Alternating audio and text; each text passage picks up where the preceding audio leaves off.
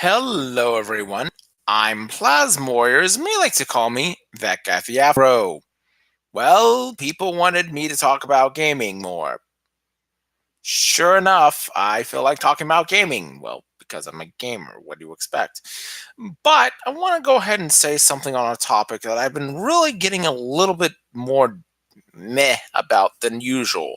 No, this isn't about the usual. This game totally sucks. There's a reason why I'm saying what I'm saying. It's about the general esport idea as a whole. Yes, the games suck, but that's not what I'm talking about to a degree. Generally speaking, there's a big problem with esports, and there's three main issues. I feel like as a gamer, in general, esports is just not that good. I mean, the idea is not worth it. Part of the problem with that will be on my list, in my humble opinion, would be later on the road. But in general, you look at esports and you're kind of wondering, why are we even bothering with this? What's so important? Why is this group of people better than the guys who play on NFL on Sundays? That's coming too. I just feel like people give esports too much credit. And I think that's because most people know that games are so simplistic, a 5-year-old can do it. But that's not what we're here to discuss. The three major problems of esports, as I see it, are pretty much bluntly how it is. Number one is basically, it is our fault. You know, gamers kind of suck nowadays. And I don't mean that in a way that gamers are less skilled, gamers are less capable of winning, gamers have no idea what they're doing, blah, blah, blah. That's not what I mean. I mean, in general, gamers are too well defined on one specific thing. It's kind of like this. Even in sports, general sporting events such as baseball and football, yeah, you can easily be quote unquote a running back or something like that. But if you can't block for your quarterback once in a while, if you can't be a receiver from the backfield, heck, even if you go 5 wide, you can't do receiving. You're not considered valuable to your team as much as somebody who can do all that if you're just carrying the ball down in between the tackles and going downfield. Yes, that would have worked in 1940, not so much in this day and age of football. Same with baseball. Okay, sure, you can probably catch in the outfield a very nice job. But if you're not hitting around 270, at least in the major leagues, you're not really doing very much unless you're pitching. In that case, you're not hitting that much anyway. Generally speaking, though, let's get past that point and look at video gaming people during when I grew up. Particularly, I'm going to start with fighting games. I'll get to that point in a moment. And that back in the day, you were not good if you just picked one character and said, haha, I'm better than you are. The idea was to be good at all of them and round the table. It was kind of a sense of pride with people. I can beat you with anything in this game. All you've got is maybe one or two moves. And I've done that several times, not in a actual out inside in the arcade field because arcades don't do that even.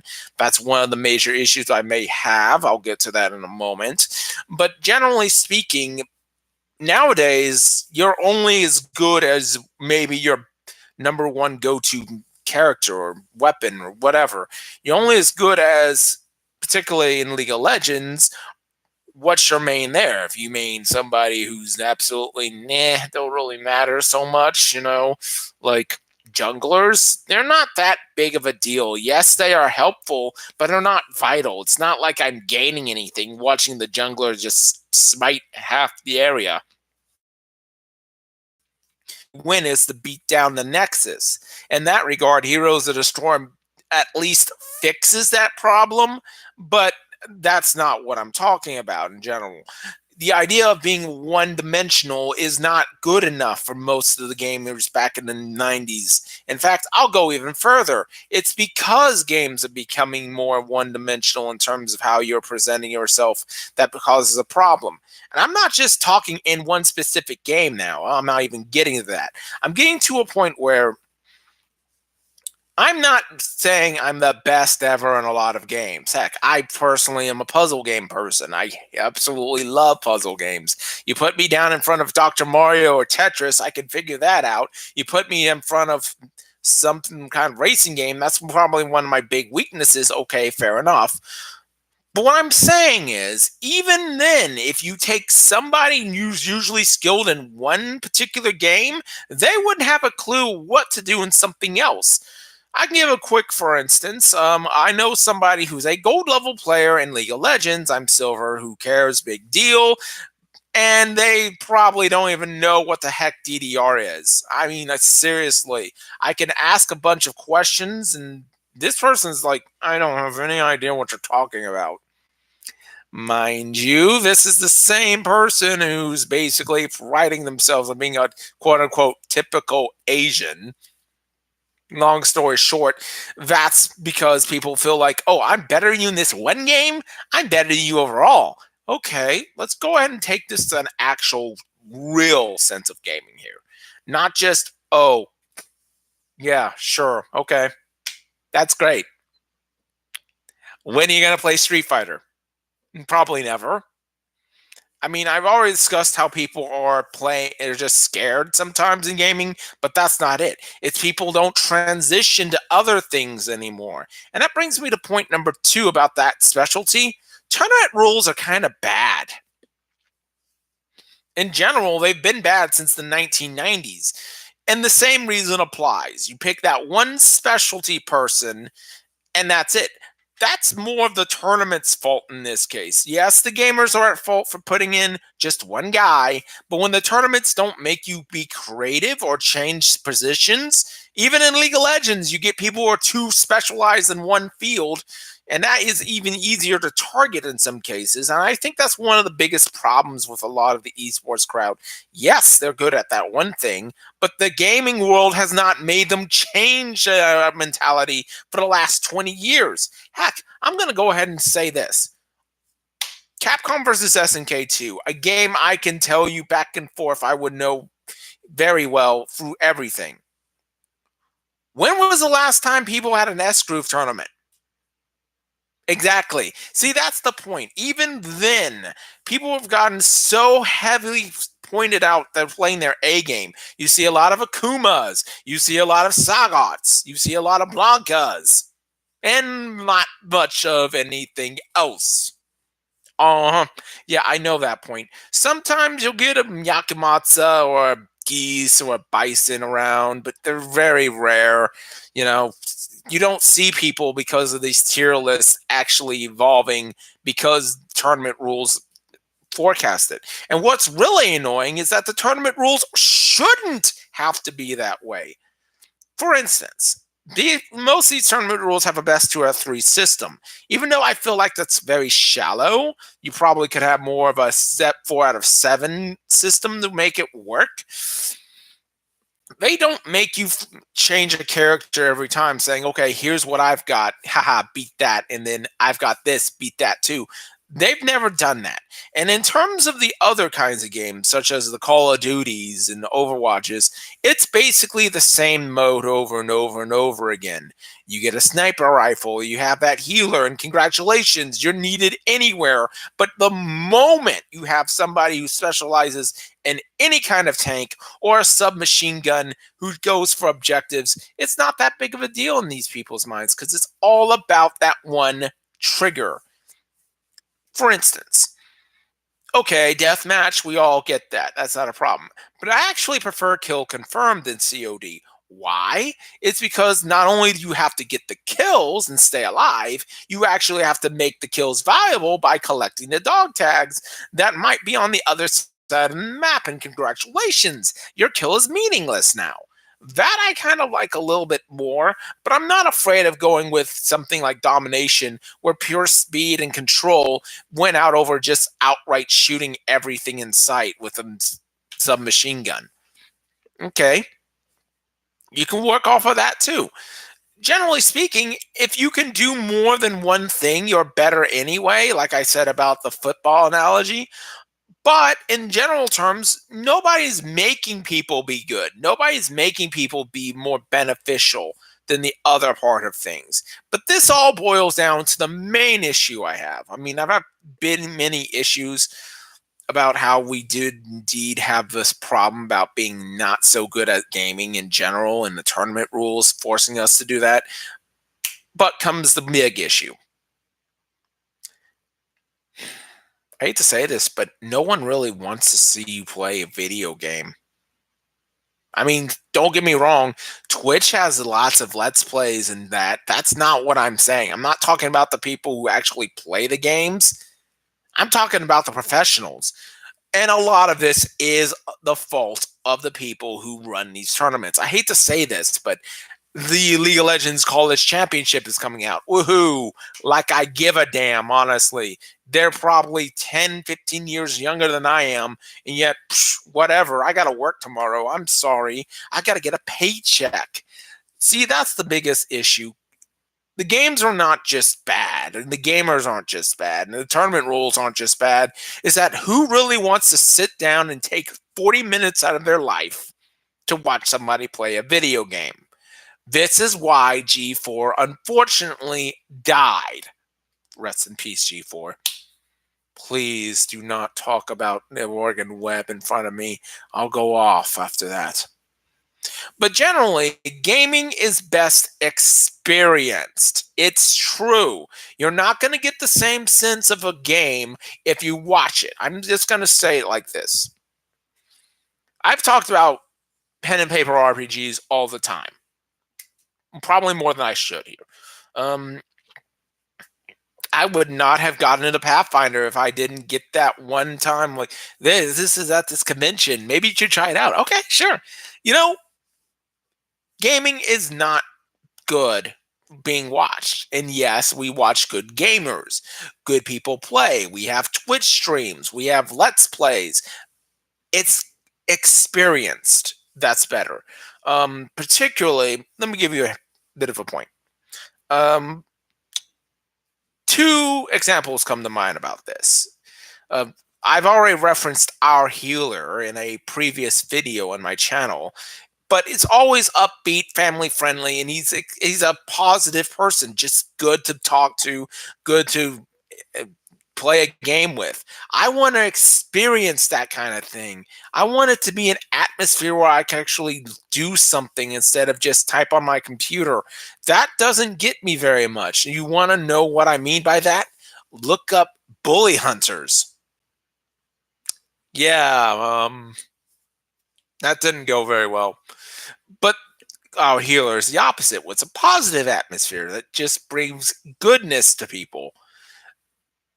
The other thing was actually something not a video game known for personality in Linkara, and is a Let's Play of the Pokemon Random, Pokemon Yellow, I believe he randomized. I don't know the exact details about it. But the idea was, oh, we're going to go ahead and do something totally different that's not my usual thing, which is cool. And it actually talks to people while he's streaming. Okay, cool. But I'm not getting that out of the tournaments. I'm not getting it out of the pro game. I don't really get the experience that I do from an actual Let's Play or YouTube or playing the game, actually. I don't get that same sensation. I just, okay, cool. Bravo. This is the biggest flaw of esports in general. It has to be an experience. And you're not getting that watching commentators. In fact, a lot of times I do try to look at some of the tournaments because it makes sense for me to look up fighting games and all that. But I just sometimes wonder, where's the emphasis on greatness here? It's just pushing buttons and being like that is fine. I mean, that's not something I disagree with. I do it all the time. It's just that people think of themselves better than they really are at the game in general. I'm sorry. There's very few instances where I can tell you, even in my experience when I'm doing things like Capcom vs. SNK2, I've ever been quote unquote better than the game allows because there's so much more the game has that I have not been able to figure out than I can possibly name. In fact, don't get me started on the grapplers, Zangief and Raiden. Yes, I know what I'm talking about. That's another little ditty. But the problem is with that is that if esports doesn't become an experience, what happens? Well, you're starting to see it a little bit. Now, this is just me looking on quick searches on Facebook, particularly.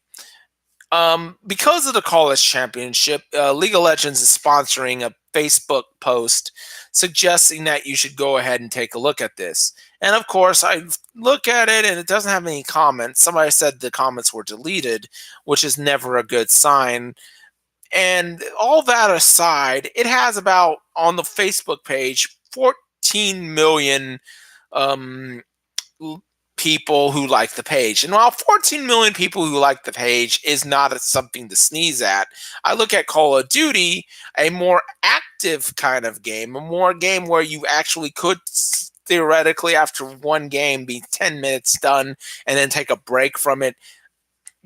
I mean, that's one advantage Overwatch does have over some of the competition. I will give it that. It's 26 million people who like that Facebook page, and that's kind of odd because, again, this is the game that people says has been recycled year after year after year after year after year after year after year, almost like it's a meme by now. Well, actually, that's the point. The game is still so solid in its core gameplay from COD 2, Modern Warfare 2, excuse me, all the way to the day that people still will invest in it. It's hard to invest in a game that you're taking, such as even Heroes of the Storm, 20 to 30 minutes to play without a break. That's just too much time for most people. And I'm going to be honest, people who think that it's hard to play are going to think it's even harder to watch. It's going to be harder in the short attention span universe to take 30 minutes out of your day to watch a League of Legends game.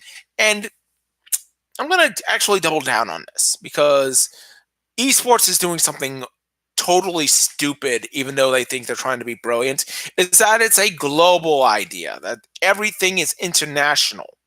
Well, now it's hard to actually feel like it's helping anybody. Heck, I didn't even hear about the Houston Outlaws, the Overwatch team that I've been following a little bit of, until a year ago at last year's Comic Palooza. But, you see the shirt, okay? Thank you very much. Let's just move on right now. But that's part of the problem. Where is the attention here locally? There isn't very many people who know what their local esports team would be, or even care for that matter. In fact, since it's becoming global, it's hard to find matches of high quality at the time slot you're able to watch it. I mean, I'm having difficulty trying to find times for gaming that goes on realistically and prime time on Friday nights. You think I'm going to have time to deal with it on Tuesday morning at 4 a.m.? No, I just can't do it. Because it's so global, it also hurts the value of people watching it. And I think that's the real big problem with esports, more than the other two, is that people simply don't care, so much so that I don't think the industry is giving people a reason to care. Why should I be invested in this when it's just another video game? I shouldn't, really. Besides that point, I would like to say, though, and this is a real final act before I get out of here, because I know you're going to be watching this for like 20 minutes or so, is that no, gaming should not come to a crash because of esports. In fact, in my opinion, gaming should be able to evolve around the esports system. Case in point, I am aware of the Overwatch mods that are finally being put out. I am aware of that. The game's still going to be meh, but I heard some of these were really cool ideas, like Yeah, I've harped on how Bastion would be great in a siege mode system. Well, they're actually having mods with this. I don't know exactly what it's called, but you get the idea. Where he's actually in a flying simulation shooting down things. I find that pretty freaking awesome, if you want me to be honest with you. So if esports is going to evolve, it has to be the community that's going to have it. You're not going to gain anything if the industry continues to keep on going like it is, and you're also not going to gain anything if you don't evolve the games themselves. And unfortunately, esports games do not evolve very well. In the case of League of Legends, when they take out Dominion, it went backwards. So instead of making the same old points over and over again about how esports players think they should be athletes, maybe we should focus on evolving what we have in the gameplay, changing kind of like the mod system. In fact, I'm going to actually give an old game credit before I depart. Unreal Tournament, where the modders were just spectacular and have been for decades. It's still one of my favorite video games of all time on its core gameplay, but the modding community made it so much more amazing with Unreal Tournament 2003 and Unreal Tournament 2004. I still love those guys to this day. It's amazing. But otherwise, if gaming's going to succeed in the esports community, it's going to be the fans that are going to make it work. And such as being a fan, please like, share, and subscribe this token of wisdom. I will be getting on some other videos that I know I've been backlogging. I have the next one coming up about volunteering for conventions. Part 3 is coming out sometime next week. But until then, later.